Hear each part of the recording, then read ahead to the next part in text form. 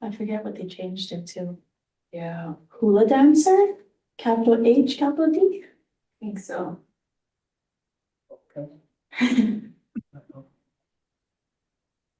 So Yeah, do that's right. Julie's Right. attending?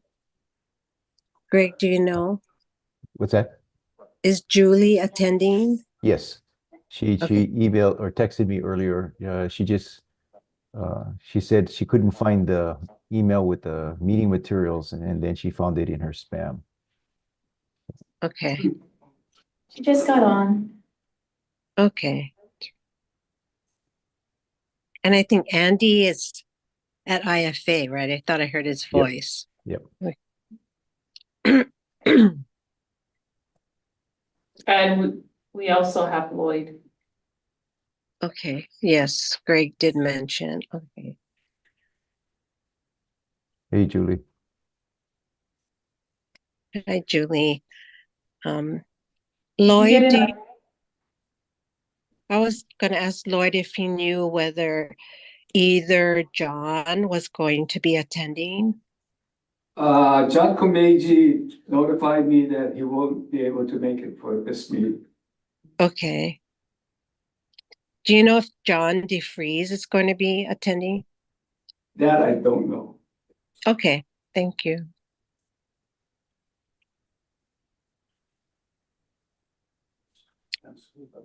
All right, well, we have quorum, so I will call the meeting to order. It is now 4:59, and for the record, those of us attending via Zoom, if anyone has someone else in the room with you, please raise your hand. Seeing that there are none, for the record, members attending via Zoom are by themselves. So the next thing, excuse me. So there is no public testimony, written or in attendance. So I will move on to approval of the June 4th minutes. Any changes? I'll move to approve the minutes of the June 4th, 2024 meeting as submitted. Okay, thank you. And Diana, thank you for the second. All in favor, say aye or raise your hands. Aye.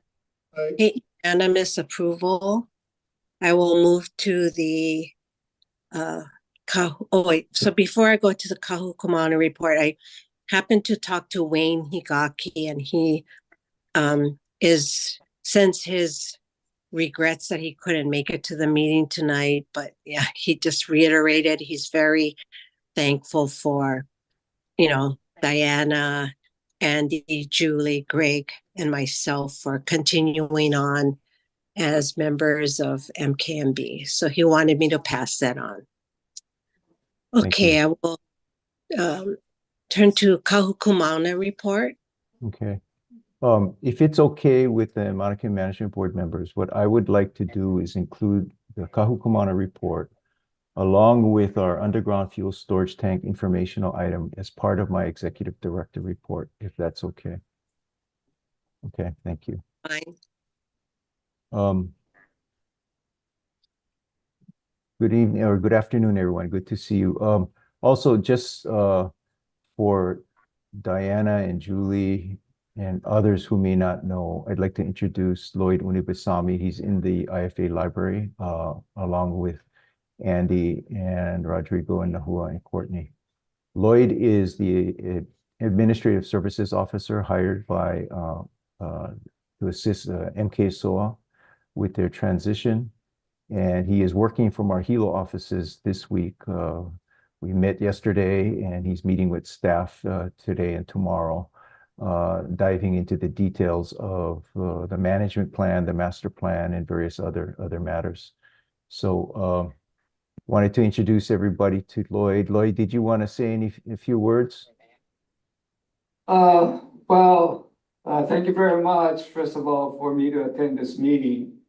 I've been on board for just about a month and a half now and learning the various organizations that have a lot of interest in Mauna Kea and learning what exactly is being done by MKSS, which I am very impressed with what they have done.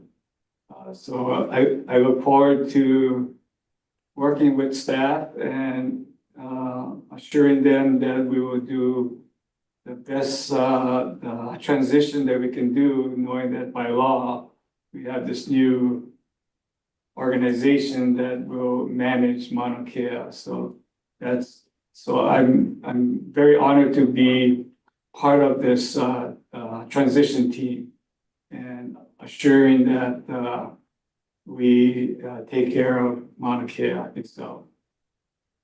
And one last thing, I was born on the Big Island, by the way. Oh, what part? Pueo, Oh, one block away from the Wailuka River. okay.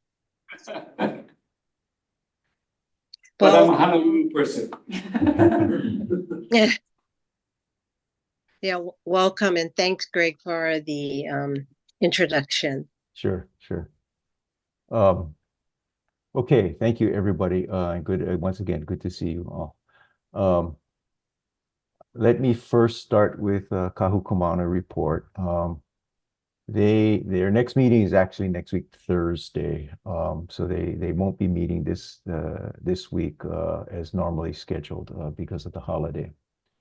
The one matter that I did want to update the Maunakea Management Board on is Nahua and I needed to discuss the Caltech submillimeter observatory decommissioning, actually the site restoration component of the decommissioning, with Chair Nelson a couple of weeks ago.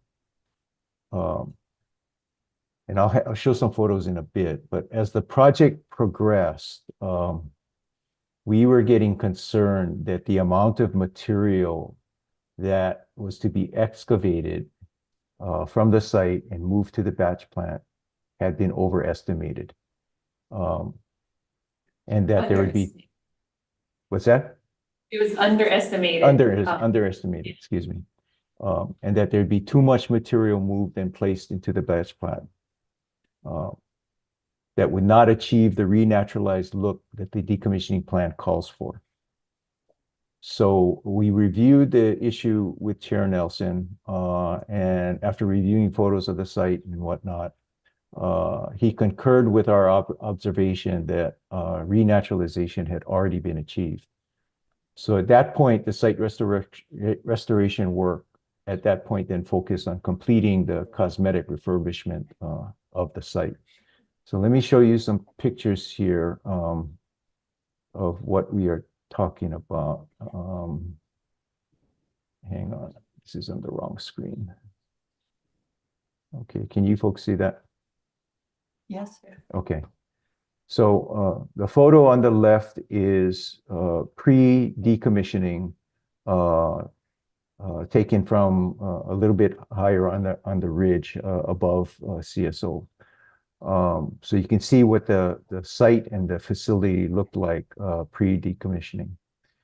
The photo on the right is what the site looked like as of last week. Actually, there's some more recent photos. I just wasn't able to get to updating these slides. But you see what the site looks like on the right. The decommissioning subplan calls for renaturalizing the site to the extent possible. Obviously, we don't know exactly what it looked like previously. We have estimates based on grading maps, or not grading maps, but elevation maps, topographical maps and whatnot. But what the site actually looked like was unknown to us. So what we were concerned about is that if they were going to be doing even more naturalization or excavation and naturalization of the site, that we would start to perhaps just have too much material moved to the batch plant without really achieving anything. So this is what we reviewed with Chair Nelson. Show you another couple of photos taken from a different angle. Photo on the left is again the observatory prior to deconstruction. Actually, it's a much earlier photo. And the photo on the right is what the site looks like from the same general perspective now. So we talked about it with Shane. Shane agreed. And so we sort of switched gears at that point to begin just focusing on renaturalizing the site and the cosmetic refurbishment of the site as much as possible. Any questions about either CSO or the consultation with Kahukumana? No. Okay. So the next item I wanted to cover was decommissioning in general, but we've already talked about CSO. As you folks know, based on press news releases and whatnot, the Hokukia decommissioning final inspection was done on May 30th, and UH Hilo Facilities deemed the project substantially complete. There is some off-site work on the adjacent parcel where UKERT and the lunchroom are, that is continuing or is going to need to be finished. There's some conduit that ended up being exposed just over time that we didn't realize the extent of the exposure. That conduit is what serviced the Hokukia site with power and communications. So UH Facilities is now amending the contract with the contractor. The contract came in under budget, and so or under what we had estimated, let me put it that way. And so we want the contractor to come in and finish what the remaining removal of the underground exposed conduit at this point. But the project site itself, where the observatory was, has been completed. So that's the status.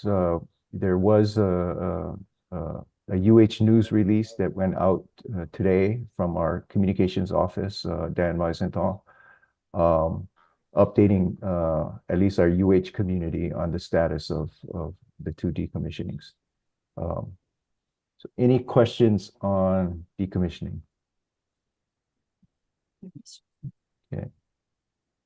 Yeah, I'm going to stop sharing here for a second. Where are you going? Okay. Greg, could I just ask a quick question? Sure.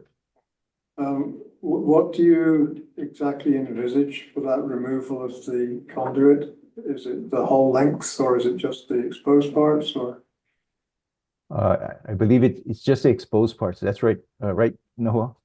Correct. So it's right on the outside of the hill. Yeah, I think I know where you. So we're going from the road to basically the transformer, whatever is exposed. They're gonna just remove that.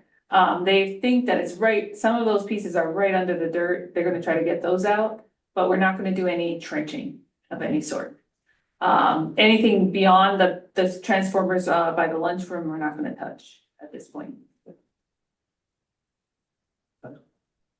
Yeah, Andy, as you know, that section there, it's a pretty steep slope, so we don't want to mess with the trenching as much as possible on that slope. Yes, understood. Yeah. Okay, the next item on my executive director's report is a couple of updates on where we are, things that we're working on with MK Soil. So on June 27th, we had a meeting with MK Soil and UH to discuss joint management during the transition period. From MK SOA, the attendees included Chair Komeiji, Board Member Noinoy Wong Wilson, Executive Director John DeFries, and MK SOA's Deputy Attorney General Jordan Ching.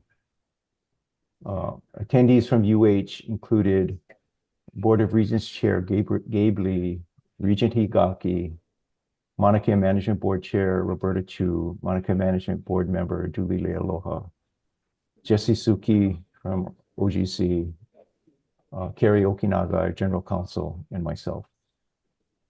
The purpose of the meeting was to discuss joint management, and we covered various issues relating to our respective roles, responsibilities, and authorities of the respective organizations, and tried to clarify how things sort of work on each side, so we have a better idea of how we need to bring things together.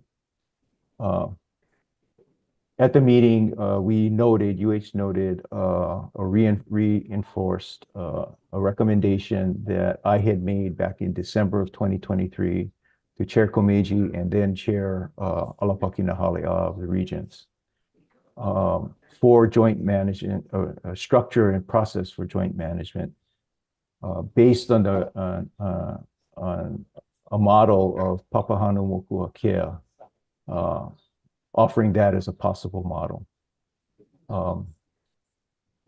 After discussion of that as a possible model and just the various issues we covered, Executive Director DeFries and myself were then directed to collaborate on identifying a path forward in terms of how to implement joint management. So John and I have been trying to schedule a meeting for this week, but the short week is kind of limiting our availability, so we're still working on trying to find a time. But we are tasked with coming up with a recommendation on how to structure a process and structure for implementing joint management during this transition period. Part of Lloyd's work also informs this effort, but also will be informed by our effort as well. So that's why it's really helpful to have him working from the office this week. And I know he has plans on doing more of that in the future.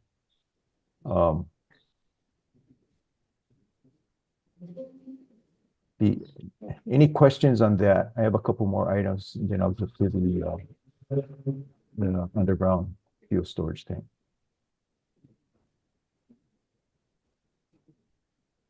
Okay. The next item I wanted to update the board on is last week, Friday, as you folks know, I sent you folks the meeting materials. I delivered our annual report to the land board, to the BLNR. The purpose of that annual report is to provide a status update on the comprehensive management plan and where we are with implementing the various management actions. That the report is not intended to cover every single management action that's stated clearly in the update to the CMP, but rather to provide an update on those things that we have prioritized that we're working on. So that's what the report that I sent over to you folks covered. At the meeting, as you folks know, because it was included in the meeting materials, testimony was submitted and provided by Mr. Kalani Flores, asserting that one, UH and TIO are in violation of the TMT sublease, and that two, the annual report was incomplete because it did not provide a status report on every management action in the CMP. So he had actually recommended that the annual report not be accepted by the land board. As this was a non-action item, the land board did not take any action on his recommendations.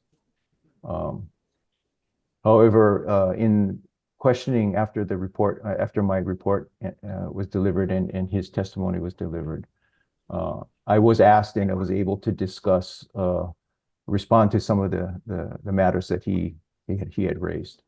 Specifically, I was able to discuss the status of the TIO sublease and reported that they are not in violation of the terms of the agreement.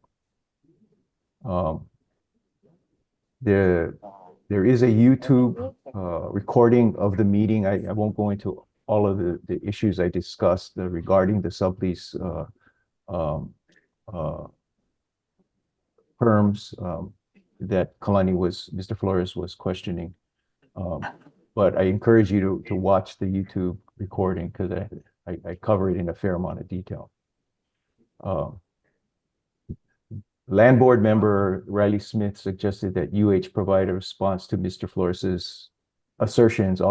He had like 9 different recommendations at a separate meeting, since this meeting was not intended to address those things.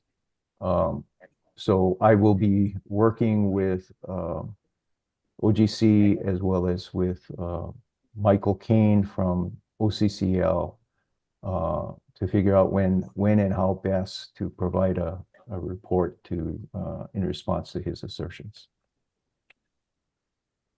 Now at the meeting regarding joint management with MKSOA, Chair Chang made it a point to emphasize that as far as the department and the board are concerned, UH continues to hold all legal obligations associated with our permits, our leases, and the management plan.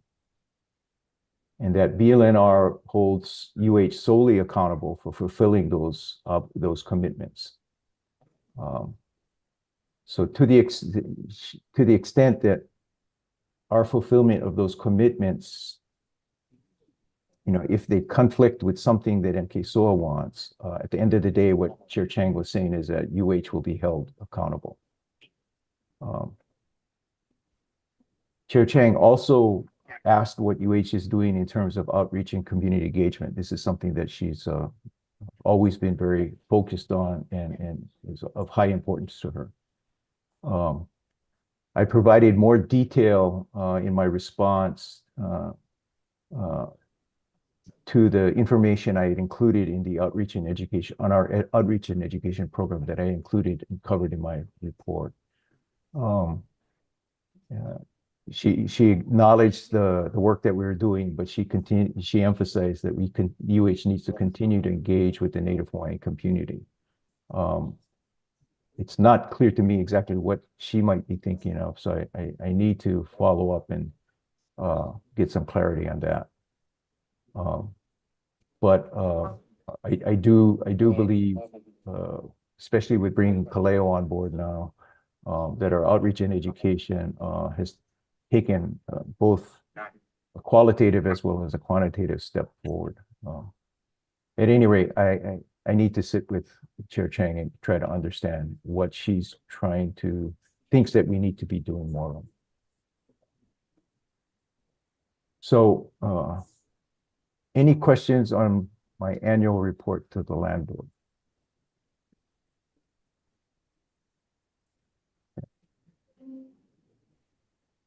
Okay. I will now go into the matter of the underground fuel storage tank. And once again, just as a reminder, we're not asking for any formal action from this body this evening.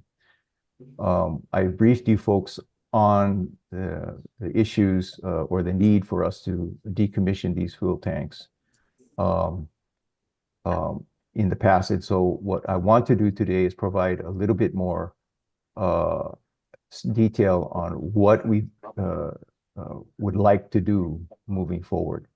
All of this I want to get your input so that we can integrate your input now into the final project proposal before we bring the final project proposal to you folks for recommendations, a formal recommendation.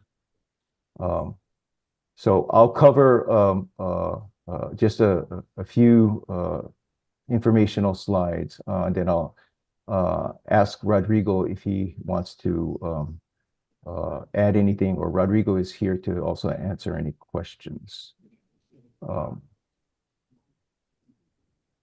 Okay. So as we've shared, we have two gasoline and one diesel fuel storage tank that were installed years and years and years ago. By Department of Health regulation, we have to have those decommissioned by July 15th, 2028. Because of the permitting and financial budgeting planning that we need to do, we need to start this project now. So currently, and I'm sorry for the fuzzy pictures, but we'll work on improving these. Currently, you see where there are two gasoline underground storage tanks located in our utility yard, and then a diesel underground utility storage tank across the driveway, and then the fuel dispensing pumps. They're located just off the entrance into the utility yard from the access road that goes up to the summit. So this is the tank locations and the fuel dispensing pumps that need to be removed, decommissioned. This gives you another view of sort of the area and location of what we're talking about.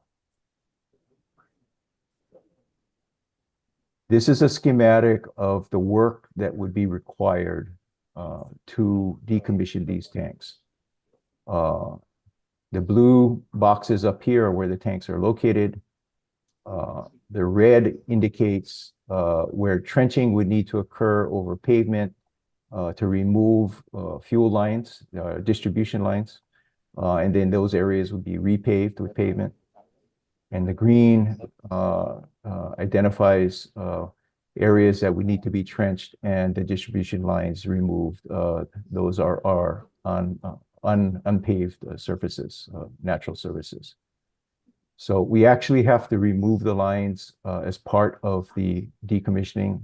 And one of the diesel lines goes all the way down to the common room, the common building, HP, because it services a boiler. So all of that would need to be removed. What we would like to do as a proposed solution is install two stackable, double-walled, movable tanks, one each for gasoline and one and for diesel. These would be 3,000 gallon tanks each, and locate them elsewhere in the utility base yard. This is actually the second option that we looked at. The first option actually was much more a much larger project, and would have required a much larger area to install an above ground double walled tank that would be more of a permanent fixture. But the observatories who are paying for the bulk of this asked us to take a look at how much storage capacity do we really need.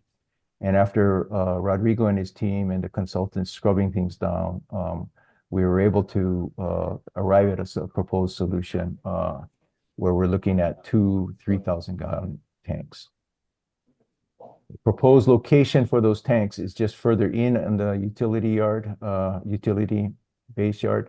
Again, sorry for the fuzzy pictures, but there's a small area here right above the parking lot that they would be located. So there's a lot more that will go into the project proposal itself, and Rodrigo has a lot more details on the project. But I wanted to give you folks enough of a sense for this informational briefing of what we are now considering so that we can take your input and incorporate it into the project. We held a similar meeting last week with the Environment Committee, and we'll be getting Kahukumana's input next week when we meet with them as well.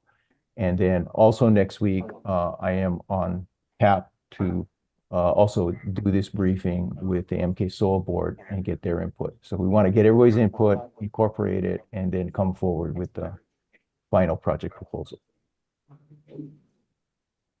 Let me first ask Rodrigo. Oh, go ahead, Roberta. Oh, no, I just wanted to know if, Greg, you would be able to share the different committee input with us. I mean, even if it's via email or, Sure. you know, because Sure. I would be interested in knowing what, you know, what comments you're getting from them. Yep. We can do that for sure.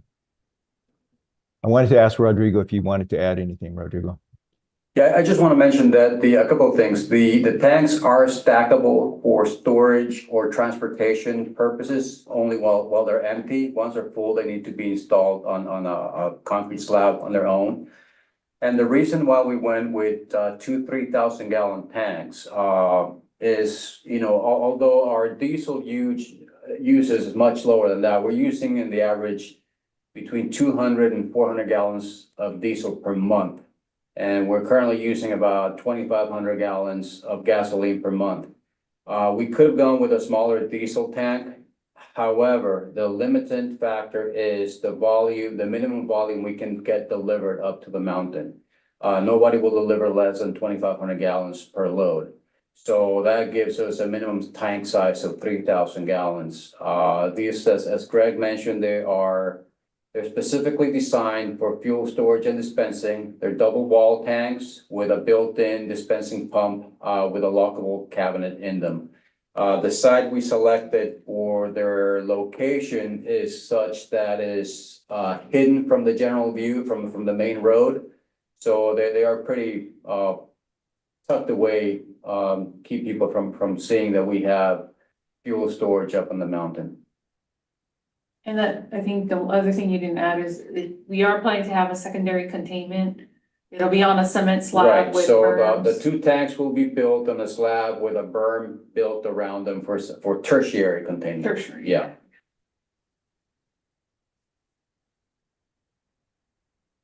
Given that you're going to be removing or having to trench to remove the pipes, the delivery system, how does that with the stackable units play into distributing where the fuel needs to go to? So amongst the plans that we have, one is to replace the diesel boiler we have is our backup boiler right now, and it's old. It's back from when the facility was originally built. So the plan is to replace it with a propane boiler. Therefore, we would not need to have any diesel lines feeding the common building. We used to have a domestic hot water diesel heater, which died on us last year. And we went ahead and replaced it with an electric heater. So once we remove the underground storage tanks, the diesel boiler will be, and even if we have to carry it over for a while, the diesel boiler has a day tank that can be filled manually and allow it to operate. The day tank gives us about 48 hours of operation. So it's not ideal, but it can be operated without the continuous delivery. But the idea is to remove the diesel boiler and replace it with a propane boiler. So therefore, we would not need any more of the underground lines at all.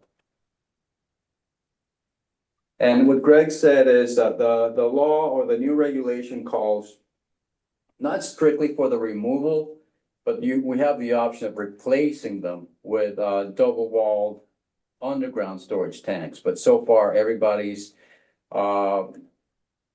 vision has been that seeing how we are in Maunakea and we eventually want to leave that pristine, we don't want to put any more buried fuel tanks. So the best solution is to replace them with above ground storage tanks. I'm assuming the tanks themselves are powered for distribution. Not sure how that works. Right, so we need to run a 120-volt AC line from the utility shop to the tanks to feed the pumps. Thank you. Mhm. And then the dispensing mechanism is built right into the tank, right? Right. Rodrigo? So, yeah, it's a fully integrated system. They are specifically designed for storage and dispensing. So we wouldn't have fuel pumps on a separate location. They're built into the front of the tank.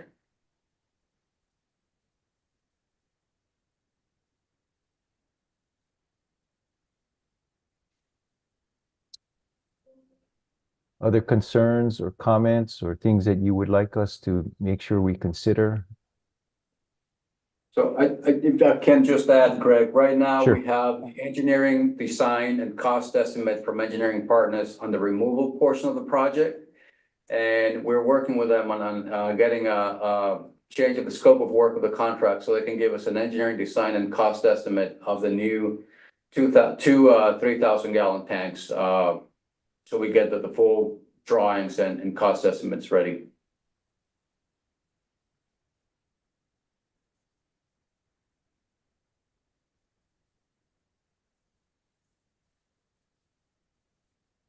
Sorry, I have a question. So Yep.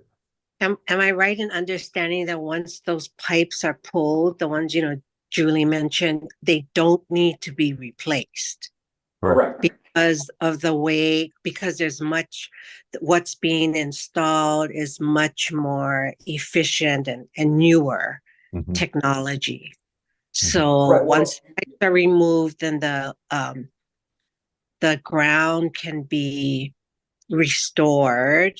I mean, you'll put new pavement if it needs pavement, but if it's no pavement, it'll just be, the soil.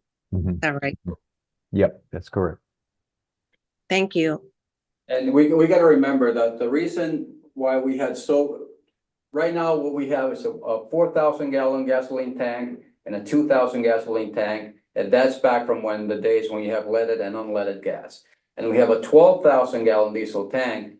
And the reason for such a high volume tank is because back then there was also a generator down there that was powering the hot pocket facility. So that tank fed the generator and the boilers. We don't have the generators anymore. We only have one of the boilers, which is to be replaced with a propane boiler. So that leaves us with a diesel usage of 200 to 400 gallons a month.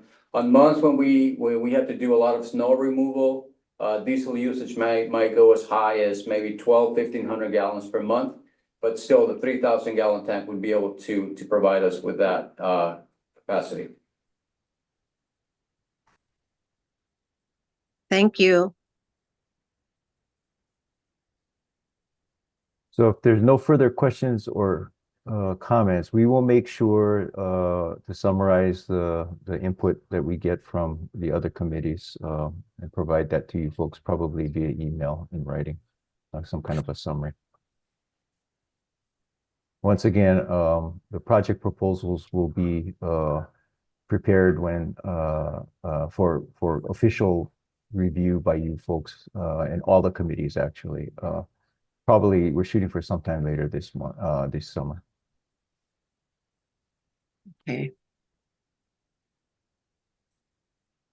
Okay, that concludes oh. Rodrigo's leaving. Oh, Yeah, no, okay. mahalo everyone for your time. If you have any questions, you can always contact me. Rodrigo is actually on vacation, but he's been coming in for various meetings. Thank you, They won't Rodrigo. let me take vacation around this way. Next Thank time you. I'm going camping to Waimanu Valley. See you guys. See ya. So, Chair, that concludes my executive director's report for this evening. Okay. So the next item, executive session. Yes, could I make a motion, Chair, to move into executive session to consult with our attorney on questions and issues pertaining to our powers, duties, privileges, immunities, and liabilities regarding the board's decision-making process in our joint management role with MKSOA. There's a motion. Second. Oh, thank you, Julie. All those in favor say aye or raise your hand. Aye.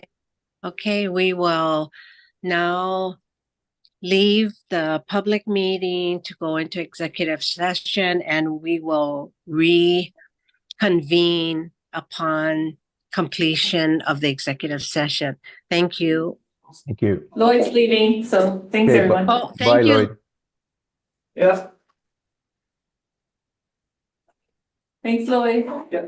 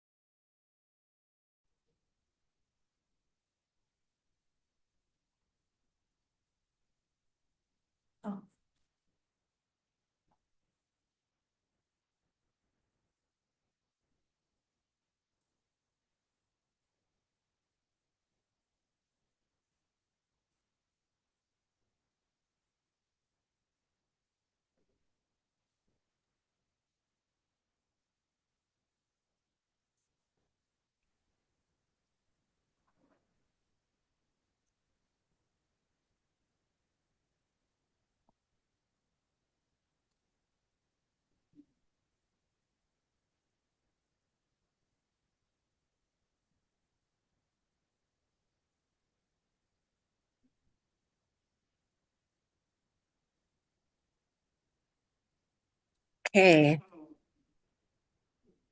All right, I see everybody has logged in, so I will call the meeting, the public meeting back to order. It is now 6:23 and Greg, again, I'm gonna have you summarize the executive session. Great. Thank Thank you. Yeah, happy to do that. So, we, the Maunakea Management Board, moved into executive session to discuss with our attorney, various issues related to our role and responsibilities, as it pertains to our joint management relationship with, the Maunakea Stewardship Oversight Authority. We discussed, various, discussions that have been occurring, about the two organizations' respective roles and responsibilities. No decisions were made, no recommendations were made, no actions were taken. It was just information only. Okay. Thank you. Thank you. Let's see, we now move to announcements.